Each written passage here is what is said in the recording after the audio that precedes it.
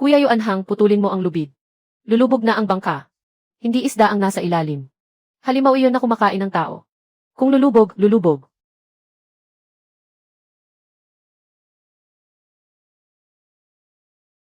Walang gagalaw sa lubid na ito ngayon.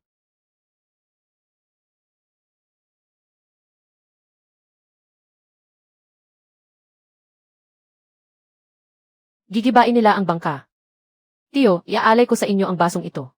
Masaganang huli ang nakuha ng ating buong pangkat ngayong taon. Utang namin sa inyo ang lahat ng ito sa paggabay ninyo. Sige lang, naparami lang ang inom ko ngayon.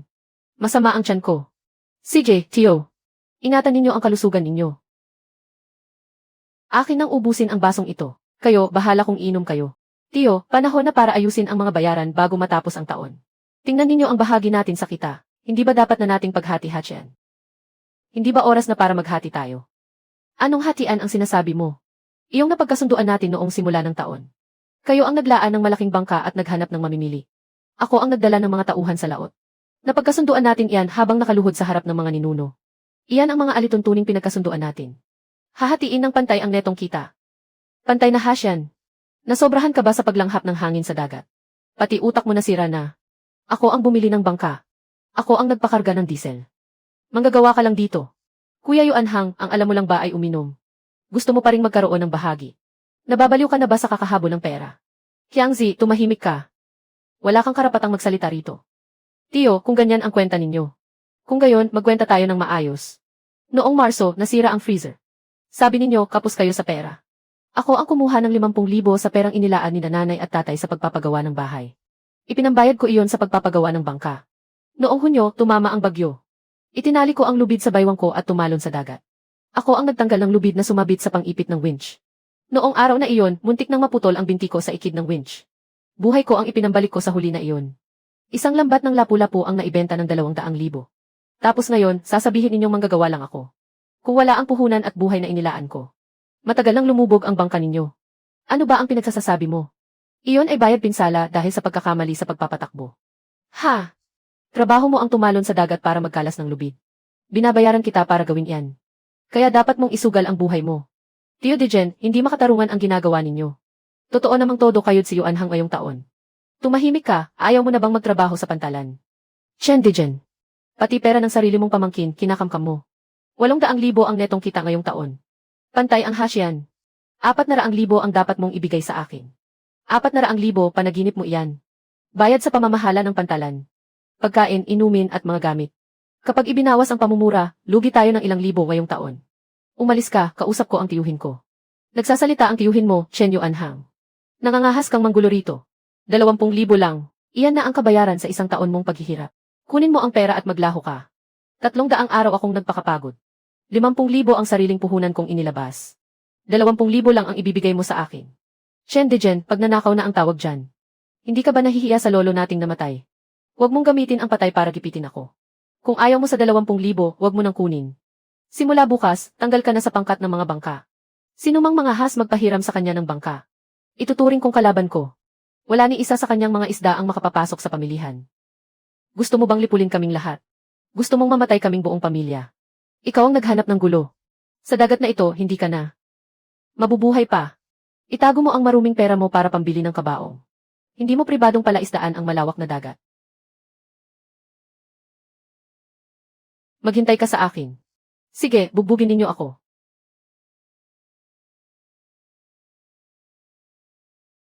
Para malaman niya kung sino talaga siya. Tumakbo ka. Tingnan natin kung saan ka makakarating.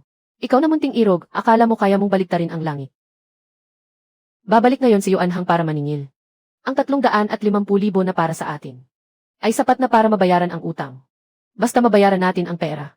Hindi na ako mag-aalala sa sakit ng puso ko. Makakabili pa ako ng ilang pakete ng mabisang halamang gamot para sa iyo. Nakabalik na si Yuanhang. Nakuha mo na ba ang bayad? Umupo ka muna at uminom ng mainit na tubig. Tatay, nanay. Patawad, ano ang nangyari? Ninakawan kami. Nawala ang pera pero ligtas naman ako. Ayaw magbayad ni Dijen. Ayaw niyang magbayad. Hindi ba napagkasunduan natin noong simula ng taon na hati tayo sa 5-5? Bigla niyang binawi ang usapan at nagkunwaring walang alam. Sinabi niyang tagabuhat lang daw ako. Ibinawas pa niya ang bayad sa kuno ay pagkasira ng makina. Ang 500,000 na inilabas natin ay ibinilang daw niyang gastos. Sa huli, 20,000 lang ang ibinigay niya sa akin. 20,000. 20,000 lang ang halaga ng ikabubuhay ng buong pamilya natin. Paano na ang 500,000 na hiniram natin sa mga kamag-anak? Hindi ko kinuha ang pera. Ibinato ko sa mukha niya. Banta pa niya, ipasasara niya ang lahat para sa akin. Bawal daw sumama sa akin ang kahit sino sa pangingisda. Gusto niya tayong itulak sa kamatayan. Huwag kang mag-alala, tatay. Mahina ang puso mo. Huwag kang magagalit. Paano ako hindi magagalit? Pupuntahan ko siya ngayon. Hihingi ako ng hustisya sa kapitan ng barangay. Kahit buhay ko ang kapalit, babawin ko ang perang atin. Tatay, huwag kang pumunta. Puro siga at tauhan ang kasama niya ngayon.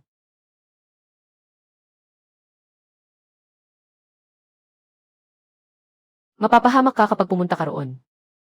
Dejen, bumaba ka rito. Anong karapatan mong nakawin ang pera ni Yuanhang mula sa pamilya ko? Kuya, bakit ang init ng ulo mo? Nagbigay naman ako ng pera. Si Yuanhang mismo ang tumanggi. Iyan ba ang tinatawag mong pagbabayad? Munting limos lang iyan. Pambigay sa pulubi. Ibalik mo sa akin ang 500,000 para sa paggawaan ng sasakyan ng pamilya ko. May tubo at lugi ang negosyo. Matagal lang nalugi ang 500,000 na iyon. Dejen. Hiniram lang natin ang perang iyon.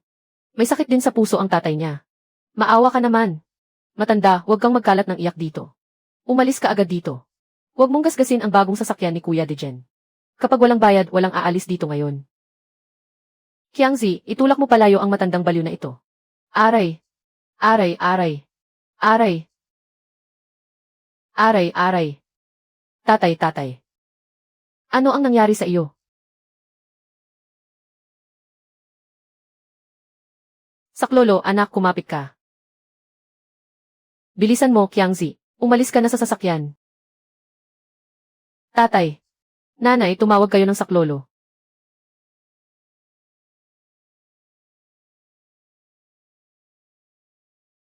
Tulungan ninyo ang mga magulang ko. Ang lalaking pasyente ay inatake sa puso. Ang babaeng pasyente ay kulang sa suplay ng dugo sa utak. Maglabas muna ng 40,000 deposito sa operasyon.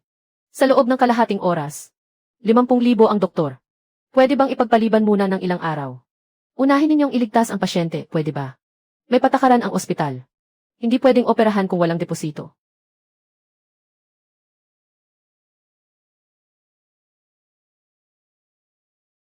Bilisan mo at mangutang ka. Uy, Kuya Bighead. Ako si Yuanhang. Inatake sa puso si tatay. Naghihintay siya ng operasyon. Kuya, pahiram ng 20,000 para mailigtas siya, pwede ba? Sa susunod na buwan, babayaran kita ng doble mula sa kita sa pangingisda. Nagsalita si Yuanhang kay Tiyo. Sino ang magpapautang sa iyo? Ibig sabihin, kumakalaban siya sa kanya. Huwag mo akong pahirapan. Patay na siya. Tiyo Liu, ako si Yuanhang. Nahimatay si nanay. Kailangan ko ng pera. Ikaw mismo ang kumalaban kay Dejen. Huwag ninyo kaming idamay.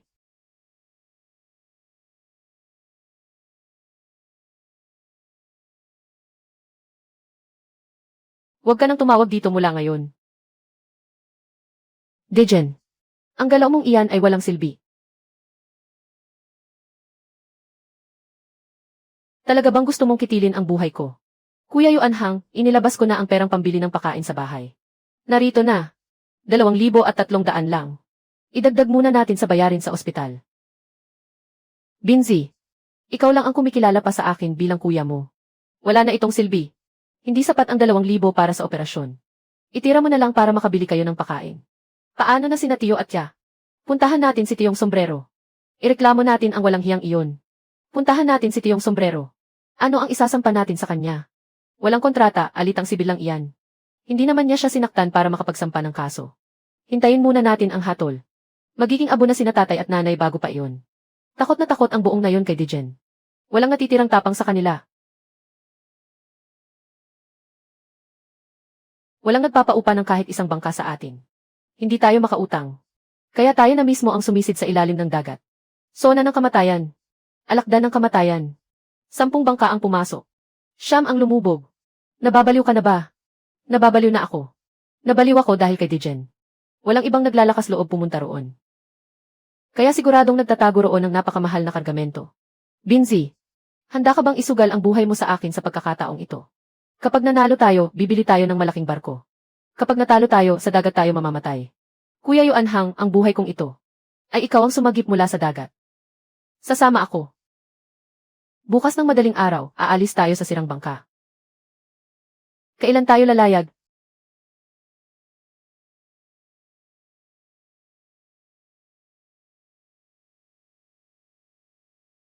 Hating gabi ngayong gabi, aalis tayo ng palihim. Binzi, kaya pa bang paandarin ang makina? Tumutulo pa rin ang tubig sa ibabang bahagi ng barko. Hindi na tumutulo. Tinapalan ko ng basahan at alkitran ang malaking butas. Hindi kayang pigilan ng maliit na butas ang makina. Pinalitan ko ang spark plug. Umiikot naman kahit pilit. Pero wala tayong diesel. Hindi tayo makakaalis sa daungan. Bibili ako ng krudo at yelo. Kung walang yelo, mabubulok ang mga mahuhuli natin. Nagbanta si Dejen. Sa buong daungan. Bawal magbenta sa atin kahit ng isang tornilyo o pako. Bibili tayo gamit ang tunay na ginto at pilak. Hindi ako naniniwalang tatanggi silang kumita ng pera. Ayusin mo ang tahi ng lambat. Yellow. Pandak, punuin mo ito para sa akin. Kumuha ka pa ng 10 bloke ng yelo. Wala nang langis at tunaw na rin ang lahat ng yelo. Magtanong ka sa ibang mga tindahan. Puno ang panukat ng tangke mo ng langis. Sinasabi mong wala akong langis. Dodoblehin ko ang bayad at bibilhin ko lahat. Yuan Hang. Hindi ito tungkol sa pera. Huwag kang manggulo ng malaking tao. Pinapunta ni Dejen si Qiangzi. Ibinagsak niya ang kutsilyo sa mesa. Sino ang nagbenta sa iyo ng paninda? Bukas, dudurugin ko ang tindahan ng sinumang nagbenta sa iyo. Akala ba niya si Dejen ay emperador? Pag-aari ba ng pamilya niya ang pantalan? Anong batas ang nilabag ko sa pagbili ng 2 bariles ng langis? Kuya Yuan Hang. Si Kuya Dejen ang nagtakda ng mga patakaran sa pantalan. Pandak, subukan mong magbawas ng kahit isang patak ng langis. Babasagin ko ang bomba ng langis mo. Kuya Qiangzi, hindi ko ipinagbibili si Yuan Hang. Umalis ka na agad. Huwag mo akong idamay. Qiangzi, magtira ka naman ng kaunting awa. Nakahiga si tatay sa intensive care at naghihintay ng perang ipanggagamot. Talaga bang puputulin inyo ang kabuhayan ko? Kung gayon, maghanda ka na sa mga magiging libing. Bakit ka pa bibili ng langis para pumalaot? Lumuhod ka at magmakaawa sa akin. 3 beses kang yumuko sa harap ko. Ako ang masusunod. Bibigyan kita ng 1 bariles ng langis na gamit na. Ayos ba?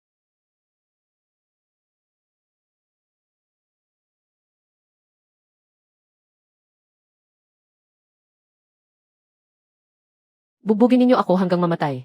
Kuya Yuan Hang. Kumuha ako ng 2 bariles mula sa traktora namin. Puro dumi ang langis na pang-ilalim. Hindi ko alam kung kakayanin pa ito ng makina. Basta may langis, ayos na. Hindi ako nakabili ng yelo. May dala ba tayong asin na magaspang? Nagdala ako ng 2 sako ng magaspang na asin para sa pag-aatsara ng gulay. Kapag naiahon na ang huli at kung patay na, alat agad. Pasensya ka na. Binzi. Sumama ka sa akin sa ganitong trabahong isang maling hakbang, lagot ang ulo. Kuya Yuan Hang, huwag kang magsalita ng ganyan. Walang ibang may pakialam sa iyo. Ako ang may pakialam sa iyo. Saang bahagi ng dagat tayo pupunta? Pumalaot tayo ng 100 milyang pandagat. Kanal na itim. Ang kanal na itim ay parang sementeryo sa dagat. Ilang taon na ang nakalipas, pumasok doon ang bakal na bangka ng matandang Wang. Kahit anino ng tao, walang lumutang palabas. Sinakop ni Dejen ang lahat ng malalapit na pangisdaan. May pahintulot iyon mula sa lolo ko.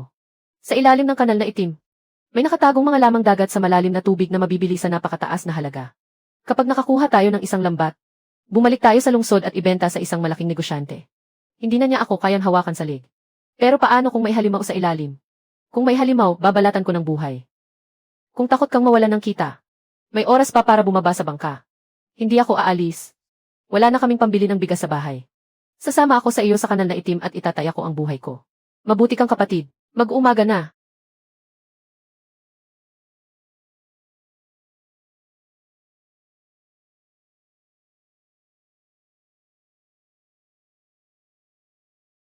Mag-angkla tayo at sumugod palabas. Chen Yuan Hang. Talaga bang naglakas loob kang pumalaot gamit ang bulok na iyan? Nagsasawa ka ng mabuhay, di ba? Yuan Hang, ihinto mo ang bangka ngayon din. Lumuhod ka at aminin ang kasalanan mo. Ang gastusin sa gamot ng tatay mo. Pagbibigyan kitang magkaroon ng kaunti. Dejen, itiko mo ang bibig mo. Padaan mo kami ngayon. Itatala ko ang lahat sa isip ko. Sa araw na bumalik ako. Ikaw ang nasa pantalan. Noong araw na nagmakaawa siya para sa awa. Qiangzi, bitawan mo ang timon.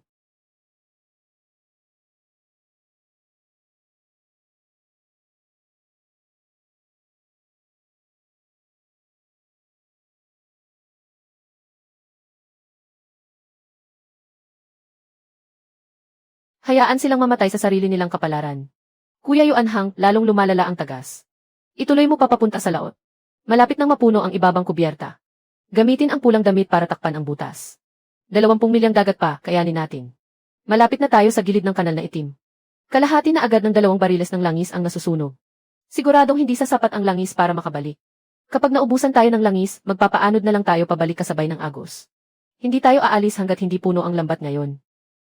Walang magbanggit ng pag-uwi. Binzi, tingnan mo, nag-iba ang kulay ng tubig sa unahan. Bakit walang kahit isang alon? Wala na talaga, pati hangin tumigil. Napakasama ng lugar na ito. Magbagal tayo, nasa kanal na itim na tayo. Maghanda sa pagbaba ng lambat. Nasa pinakailalim na tayo. May ilalim na agos dito. Nagtatago sa ibaba ang lahat at kumakain ng patay na isda. Kuya Yuanhang, pakiramdam ko. May kung anong nakatingin sa atin mula sa ilalim ng dagat. Nangingilabot ang buong likod ko. Kung makahuli lang tayo ng isang lambat, mararangyang ulang dagat o malalim dagat na lapu-lapu. Pwedeng maibenta ng 100,000. Ipapaopera ko muna si tatay. Makakabalik ako ng buhay.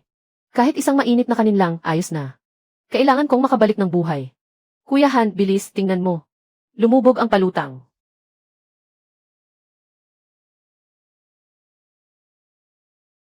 May humihila sa lambat.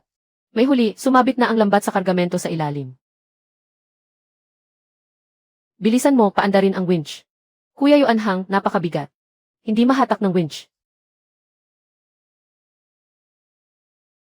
Ang ilalim ng lambat na ito ay hindi bababa sa 100 kilo. Kuya Yuanhang, ano ba ang bagay na ito? Walang silbi, maubusan na tayo ng langis. Lulubog na ang bangka. Kuya Yuanhang, Kuya Yuanhang. Nakikiusap ako sa iyo, umikot na tayo. Hindi pwede. Puro malalaking bato sa ibaba. Nakatago ang malaking huli sa loob ng kuweba ng mga bato. Ayusin ang lambat pangisda. Abante ng 200 metro. Maghulog pa ng isang lambat. Nababaliw ka na ba? Dagat ito. Isusugal mo ang buhay mo para lang makabawi. Talagang hindi ko iniingatan ang buhay ko. Naghihintay pa si tatay sa ospital ng pambayad sa operasyon. Kung takot kang mamatay, manatili ka sa ibabang kubyerta. Ako na lang mag-isa ang bababa para sa lambat. Kuya Yuanhang, huling pagkakataon na ito. Pagkahila natin sa lambat na ito. Kahit bumagsak pa ang langit, ikot pa rin ako. CJ.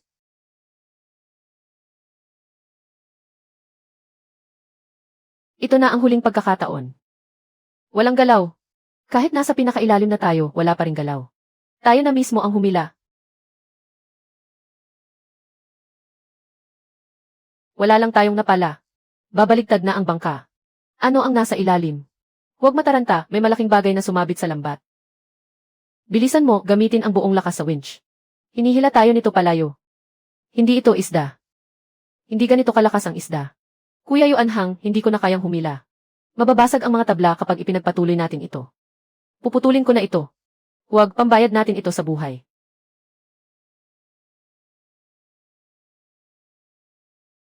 Ano man iyon, iaahon natin. Diyos ko, halimaw sa dagat. Halimaw nga talaga sa dagat. Higanteng pugita. Sa ilalim ng kanal na itim.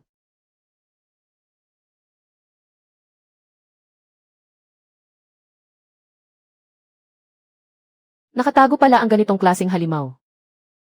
Totoo nga ang halimaw sa dagat ng kanal na itim. Kuya Yuanhang, nasagasaan natin ang hari ng kamatayan. Ikaw dyan, tumigil ka. Ibaba mo ang kutsilyo. Kahit gaano karami ang pera, kailangan mo pa ring mabuhay para gastusin ito. Kapag hindi natin pinutol ang lambat, tapos na tayo. Malapit na tayong lumubog. Kapag pinutol natin ang lubid, para na rin tayong naghihintay ng kamatayan. Hawakan natin ang lambat at ang huli. May pag-asa pa tayong mabuhay. Nasa ilalim ang pinakamagandang huli sa buong lambat. Kung ganoon, ano ang gagawin natin? Hahayaan na lang ba nating mamatay dito? Ayoko pang mamatay.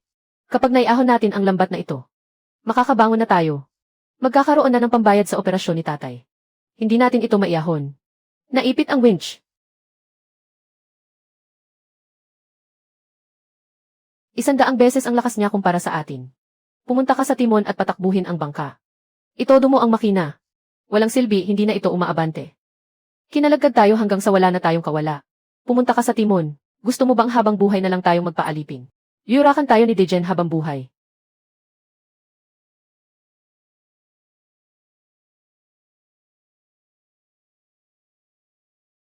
Parang mga apo niyang sunod-sunuran, tumayo ka.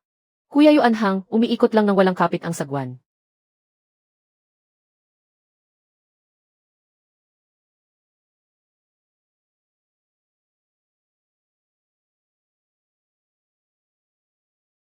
Kahit anong lakas ko, hindi ko magamit. Binzi. Napakasensitibo ng halimaw na ito sa amoy ng dugo.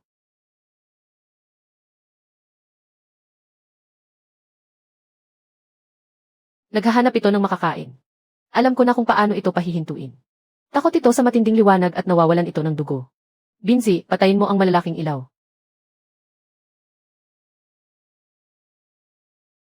Bilis, patayin mo, hawakan mo ito.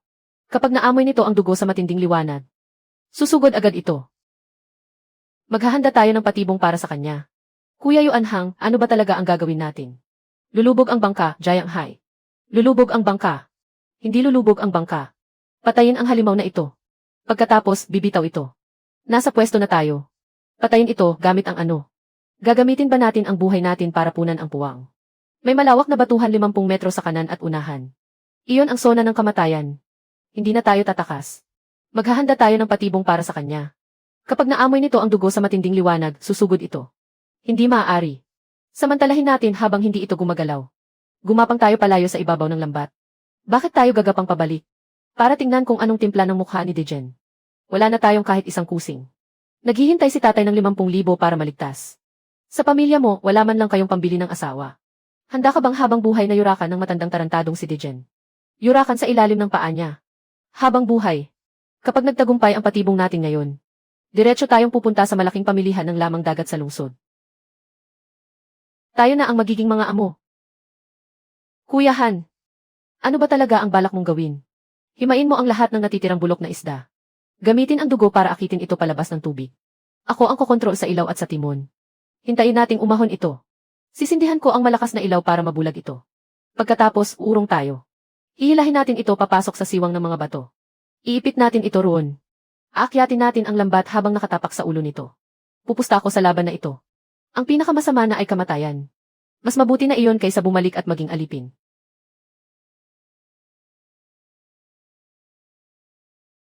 Ako na ang maghihiwa ng isda.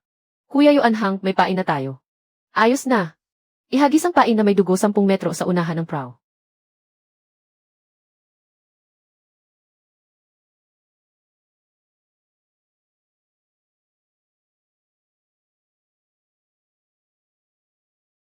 Humanda at hawakan ng mahigpit ang poste.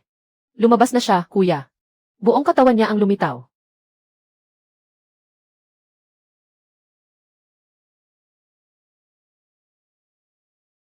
Bilisan mo, tingnan mo rito.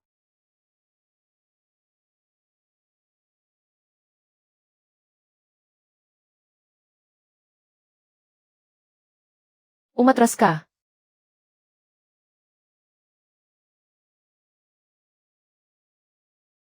Nakarating na tayo.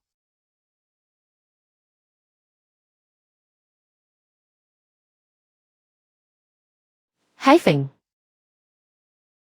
Hoy, bitawan mo ako. Sige, hilahin mo, sige, pumulupot ka.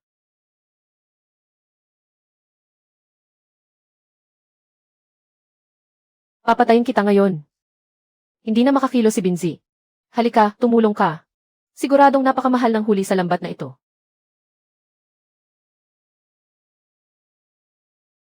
Isa, dalawa, tatlo, hila. Kuya Yuanhang, hindi ko na mahila. Sobrang bigat, hindi ito mapigil. Isipin mo ang bahay ninyong tumutulo ang bubong. Isipin mo ang 2 baryang ibinato ni Dejen sa sahig. 2 baryang bayad, hila lang ng hila.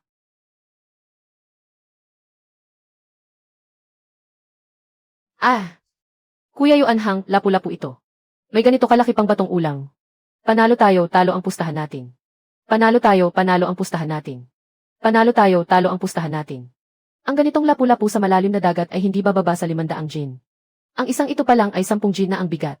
May ilang daang gin dito. Hindi bababa sa 200,000 ang halaga. Yaman na ang haharap sa atin. Kuya Yuanhang, umiilaw ang alarm sa kanan. May tagas ang tubo ng langis. Pumapasok na ang tubig sa ilalim, malapit nang abutin ang makina. Hindi nakakayanin ang sirang bangkang ito.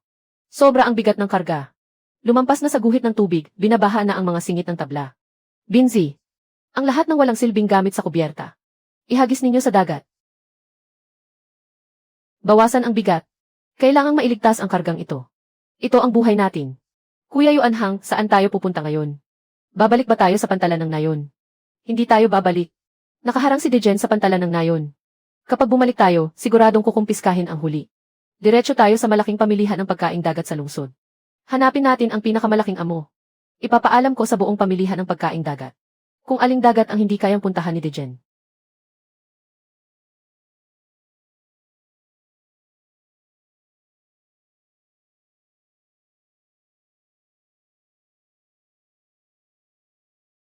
Ako, si Yuan Hang, ay kayang puntahan iyon.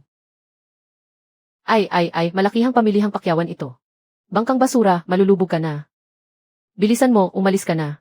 Mga kapatid, naparito kami para magbenta ng huli. May tagas ang bangka. Saglit lang kami at aalis na. Karaniwang isda lang ang ibebenta namin. Pumunta kayo sa likod na eskinita. Huwag kayong humarang sa daan ng mga amo rito. Huwag mong maliitin ang mga tao. Mamahaling huli ang laman ng bangka namin.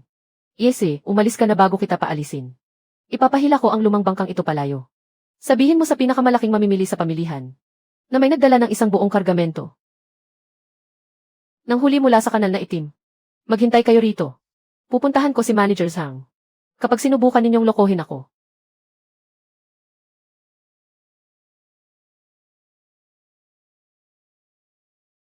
Hindi ninyo kakayanin ang kabayaran. Kahit ang malalaking barko ay hindi nangangahas pumasok sa kanal na itim. At umaasa kayong makakapasok kayo gamit ang lumang bangkang kahoy na ito.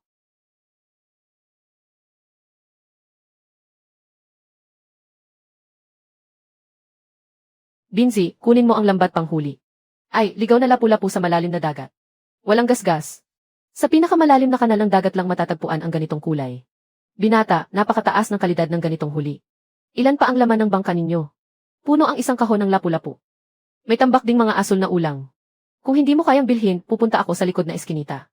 Huwag. Bibilhin ko ng buo ang kargamento ng bangkang ito. Huwag na huwag kang maghanap ng ibang mamimili. Mga kasama, dalhin ninyo ang kahon ng yelo at elektronikong timbangan.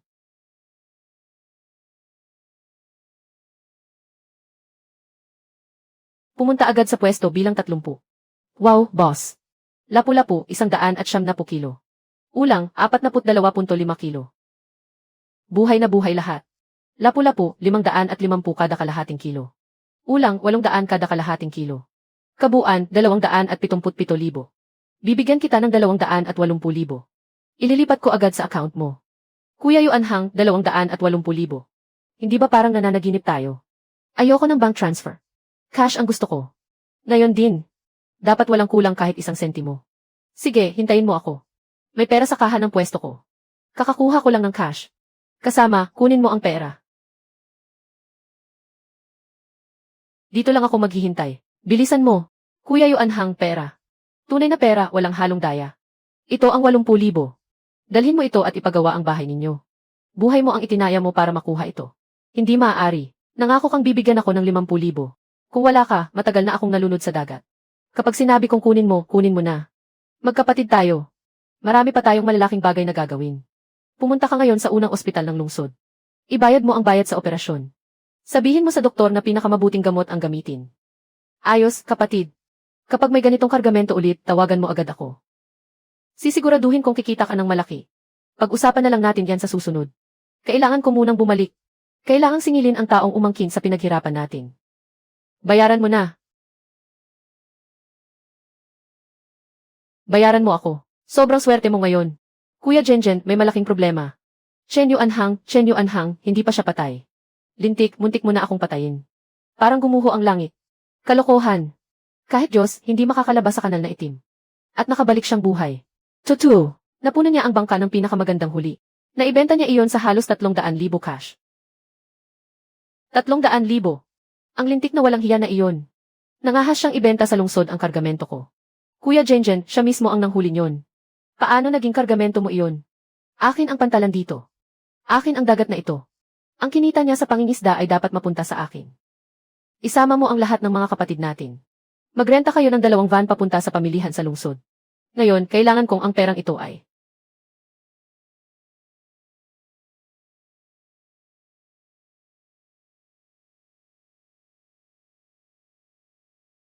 Mabawi mula sa mga kamay niya. Lumalaki na ang tapang mo, ha? Nangahas kang talikuran ako at ibenta sa lungsod ang kontrabando. Chen Dejen, tapos na ang usapan natin. Sarili kong huli ang ibinebenta ko. Ano ang pakialam mo? Tapos na, kalokohan. Pera ko sa gasolina ang pinambayad sa sahod mo. Kapag kumita ka, kalahati nito ay dapat sa akin. Ay, sinaktan mo si Kuya Jenjen. Mga kapatid, ano pang hinihintay ninyo, turuan ninyo siya ng leksyon. Akin ang pwestong ito. Sino ang nangahas magnakaw ng pera rito? Saang baryo ka galing? Hahanapin ko agad si Tio Mao. Huwag kayong magpapaloko. Ang kargamentong ito ay galing sa kanal na itim. Laso na isda. Ang kanal na itim, iyan ang kanal ng nakalalasong tubig. Mamamatay ang sinumang kumain ng isdang galing doon. Totoo ang sinabi ng tiyuhin niya, pare. Ikaw, galing ka lang sa kanal na itim. May sakit ang tatay niya at naghihingalo na. Nababaliw na siya. Gagawin ko kayong panangga. Binzi, paano kung makamandag ang isdang iyan? Ibalik mo sa akin ang 280,000. Sige, bilisan mo at ibalik ang pera. Ilabas mo ang pera. Ipapasuri muna natin ang paninda. Hahaha, tiyuhin. Ang galing mong magbaligtad ng kwento. Dapat nagkukwento ka na lang. Sayang ang talento mo. Sa ilalim ng kanal na itim ay may bukal ng malamig at malinaw na tubig. Tanging pinakalamig na tubig. Ang makapagpapalaki ng ganito katitigas na kaliskis. At ganito kapulang balat. Tigil-tigilan mo ang kalokohan mo. Sino ba ang hindi nakaalam? Puro patay na nilalang ang nasa ilalim ng kanal na itim. Nakikita mo ba ang wasak na bangka roon? May nakasabit pa sa winch ang kalahating ulo na bakal. Nang higanteng pugita. Ipinusta ko ang buhay ko para maipit iyon sa mga bahura. Kakakuha ko lang sa panindang ito. Higanteng pugita iyan. Malalim na ulang dagat mula sa pugad nito. Napakasarap at di kalidad. Kahit magsalok ako sa dagat ng 100 taon, hindi ako makakakita ng ganito. Kuya, naniniwala ako sa iyo. Hindi mo kayang magsinungaling sa ganito. Dadagdagan ko pa ng 50,000. 350,000 ang alok ko. Pare, ibenta mo na sa akin. Magtira ka naman ng ilang ulang dagat para sa akin. Magbabayad ako ng cash. Kukuha ako ng peking hipon para buksan ang kahon at ipasuri. Huwag kayong bumili ng ulang dagat. Huwag kayong bumili ng ulang dagat. Huwag kayong bumili. Nababaliw na ba kayo? Siya ang magbabayad ng cash. Huwag kayong bumili. Nababaliw na ba kayo? Manloloko siya. Pamilyar ba sa iyo ang perang ito? Kahapon sa gasolinahan, pinayuko mo ako para yumuko sa harap mo. Gamot, gamot. Chen, kapag namatay ang tatay ko. Isasama ko sa libing ang buong pamilya mo. Pero kung mabubuhay ang tatay ko, ngayon pa lang magsisimula ang palabas. Simula ngayong araw. Ikaw sa tulay mong kahoy. Ako naman sa sarili kong maluwang na daan. Gagawa ako ng sarili kong daan. Bubuo ako ng sariling pangkat ng bangkang pumapalaot para sa pinakamagagandang huli. Kapag nangahas ka pang humarang sa daan ko, isinasama kita at ang bulok mong bangka. Sa paglubog sa kanal na itim. Hoy, halimaw sa dagat.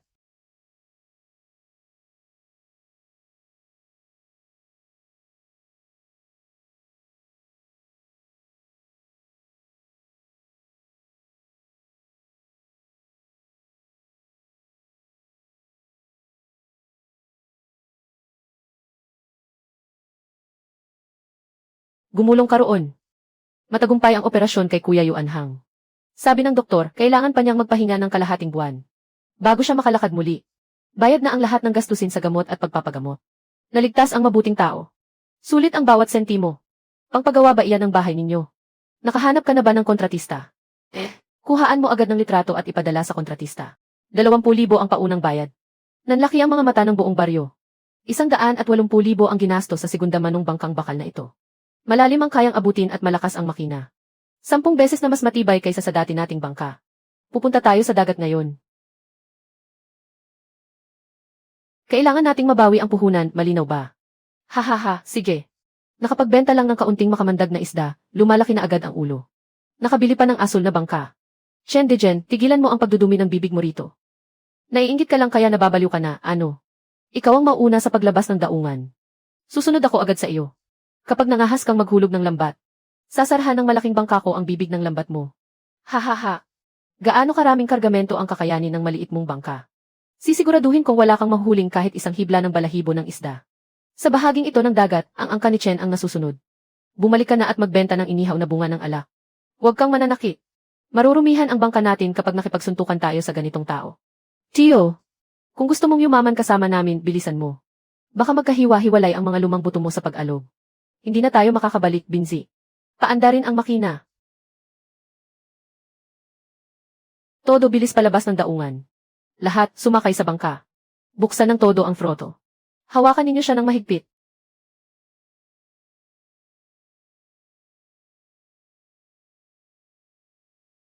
Kailangang maagaw natin ang pugad ng mga isda ngayon. Sinusundan tayo ni Kuya Yuanhang at ni Dijen. Sobrang lakas ng makina ng bangka nila, hindi natin sila matakasan. May mapanganib na bahura sa unahan. Kapag pumasok tayo ng 1 metro palihis, madudurog ang bangka. Hindi na pwedeng bilisan ang bangka. Bawasan ang bilis, ilagay sa mababang kambyo. Sumabay sa agos at pumasok sa lagusan. Pumasok sa lagusan. Kung ganoon, naghahanap na rin tayo ng kamatayan. May makitid na lagusan ng tubig sa paligid. Maliliit na bangka lang ang makakadaan. Malalim ang kinakain ng malaking bangka niya, tatangain siya ng agos. Kayang hiwain ng mababaw na bahura ang ilalim ng bangka. Matandang loko, umuwi ka na. Umakyat na kayo. Hindi ba niya gustong agawin ang pugad ng isda? Hahanapan ko siya ng kagubatan ng bakal sa ilalim ng dagat. Halika, kuya, agawin natin ito. Puro bato sa unahan. Gusto tayong gawing pananggan Yuanhang. Hindi na tayo makakapasok. Kahit maliit niyang bangka ay makakadaan. Ang malaking bangkang nagkakahalaga ng 30 milyon ay hindi makakadaan. Panatilihin ang dating bilis. Sundan ang alon sa likuran niya. Sino ang maglalakas loob na magbawas ng bilis?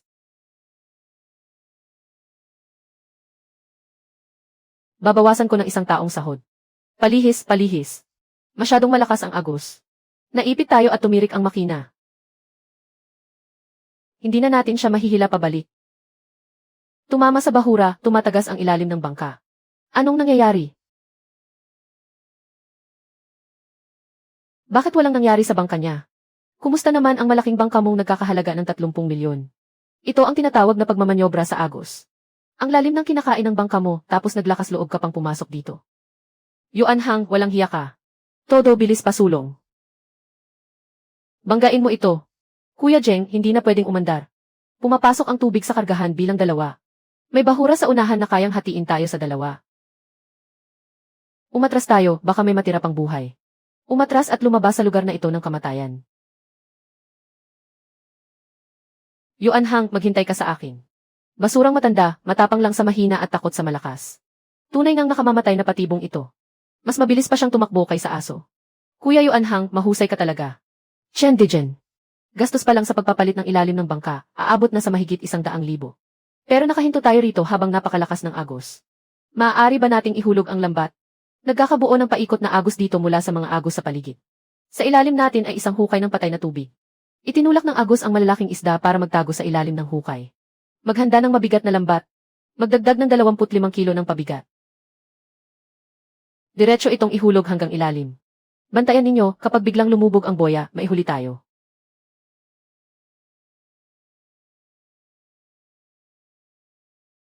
Buksan agad ang lambat na may sungay. May sumabit sa ilalim. Hilahin ang lambat. Ay! Diyos ko! Puro malalaking tanige. Bawat isa ay mahigit 15 kilo. Panalo tayo. Mga tusong negosyante lang ang gumagawa ng hiniwang isda. Hindi bababa sa 2,000 gin ang laman ng isang lambat. Binzi, buksan lahat ng tangke ng buhay na isda at lagyan ng yelo. Kailangang mapuno ang buong bodega ng barko bago tayo umuwi ngayon. Hindi ba sinabi ni Chen Dijen na siya ang Panginoon ng dagat na ito? Ipapakita ko sa buong daungan. Kung sino ba talaga ang tunay na amo ng dagat na ito. Sabi ni Kuya Dijen, ayon kay Kapitan Xiu. Aabuti ng kalahating buwan ang malaking pagkukumpuni sa ilalim ng barko. At gagastos ng 180,000. Kung hindi ikaw ang walang kwentang basura. Bakit mo pa isinubsob ang barko? Sa tingin mo ba, sasadsad ako sa bato ng ganoon na lang? Walang aalis sa daungan ngayon. Hintayin ninyo ang pagbabalik ni Yuanhang. Wasakin ninyo ang barko niya. Chiu Dijen. Ang problema sa dagat na rin tatapusin. Labag sa batas ang manira ng barko. Sa daungang ito, batas ang bawat salitang sinasabi ko. Sino ang maglalakas loob na kumontra sa kanya?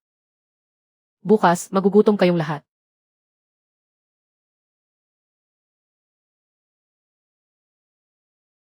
Magsilayas kayong lahat sa harap ko. Ay, Manager Zhang. Anong hangin ang nagdala sa inyo rito? Pipili agad ako ng pinakamagandang isda para ikarga sa sasakyan ninyo. Tabi. Narito ako para kunin ang kargamento ni Yuanhang. Bilisan ninyo at lisanin ang pwesto ng pantalan. Manager Zhang, hindi ninyo pwedeng tanggapin ang kargamento niya. May atraso siya sa akin. Turuan natin siya ng leksyon. Manager Zhang, huwag ka nang makialam sa negosyo. Kung hindi, dudurugin ko lahat ng ngipin mo. Barko 056, dudurugin ko lahat ng ngipin mo.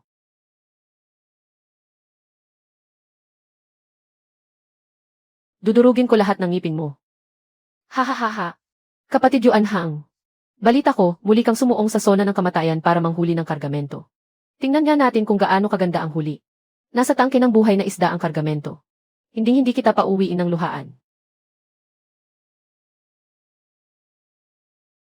Binzi, buksan ang tangke. Ay, buong buhay na akong nangingisda. Pero ngayon lang ako nakakita ng ganito karami at kalalaking isda. Galing ito sa malalim na hukay ng malayo ang dagat. Mga pambihirang isdang wala nang makakapantay. Bibigyan kita ng presyong pakyawan na 180 bawat isa. Yuan Hang, sakim na lobo ka. Inaagawan mo ako ng negosyo. Dumilat ka at tingnan mong mabuti. 400,000 ito. Iyan ang 20,000 mong kaunting limos. Ibabalik ko sa iyo ang puhunan at tubo ngayong araw. Magising nga kayong lahat. Hindi siya nangangahas magsapalaran sa malayo ang dagat. Kaya sa pinakamababang presyo niya binibili ang mga isda ninyo. Kinakain niya ang laman ninyo. At hinihigop ang dugo ninyo. Tama ang sinabi ni Yuan Hang. Noong nakaraang buwan, kalahati ng presyo ang ibinayad niya sa akin. Nang tumanggi akong magbenta sa kanya, nagpadala siya ng mga tauhan para bugbugin ako. Nang magkasakit ang asawa ko, nang hiram ako sa kanya ng 5,000. Pinilit niya akong magtrabaho ng libre bilang alila sa loob ng kalahating taon. Isa siyang vampirang sumisipsip ng dugo.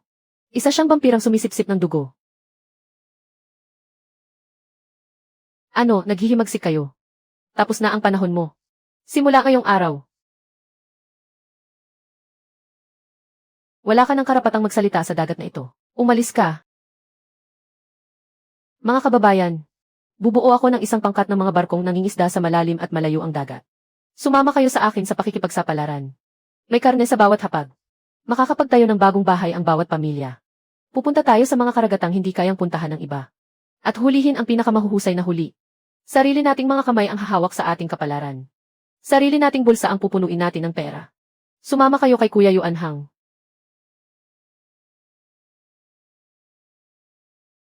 Manghuli ng malalaking isda, kumita ng malaking pera.